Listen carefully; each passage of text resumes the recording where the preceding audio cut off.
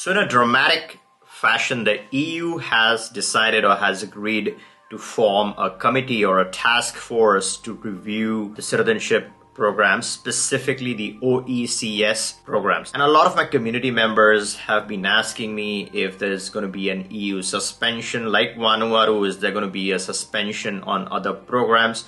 Now, I recently made a video on Dominica. If you've missed my coverage on the Dominican option, you can return and take a look at this video. But the larger question remains, what about St. Kitts and Nevis? What about St. Lucia and other programs?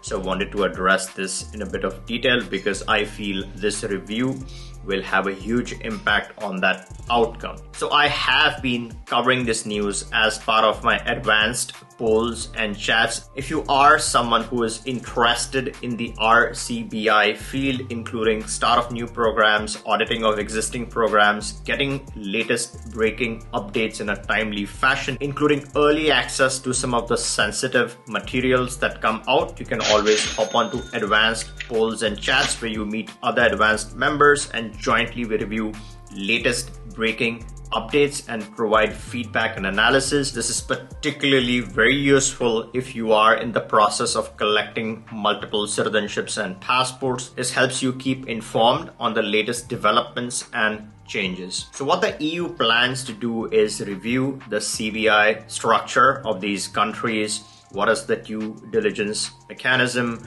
What is the process deployed? So that's really the starting point. What's particularly going to be very interesting is to see if any applicant information is going to be shared with the EU. We don't know yet because, again, the first step is this task force or committee formation.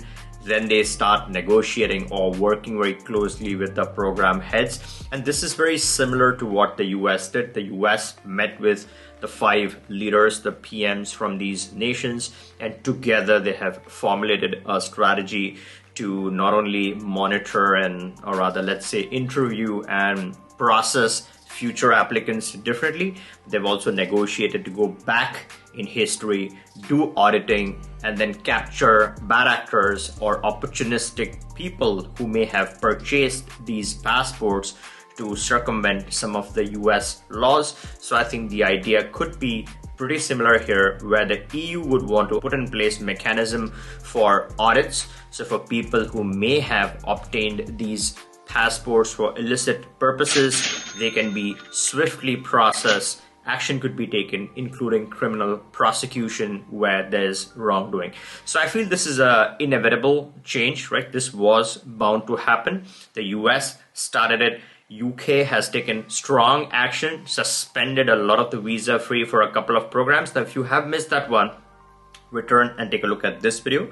This covers the entire action so far that the UK has taken. So getting back to the scope of this committee, the first step I feel is going to be reviewing the existing structure. Second step, I think they would be very interested in the auditing that would be put in place to capture existing elements, right, that are a subject of interest. And the third step, I think, is the most important outcome that matters a lot of people. Is there going to be an interim visa suspension, the EU visa suspension or not? Now, the EU is very swift in this regard. They suspended the Vanuatu access. Now, I had predicted this a long time ago, and I was one of the very first ones to report on this suspension. Now, if you are not yet subscribed to this channel, make sure to turn on the bell notification and subscribe, because I try my level best to get you the breaking news as it happens, including my analysis. And before you go, in case you have missed my coverage on the article on the Serbian VIP passport procedure, if you have missed that video, make sure to hop onto this one. This is a very interesting article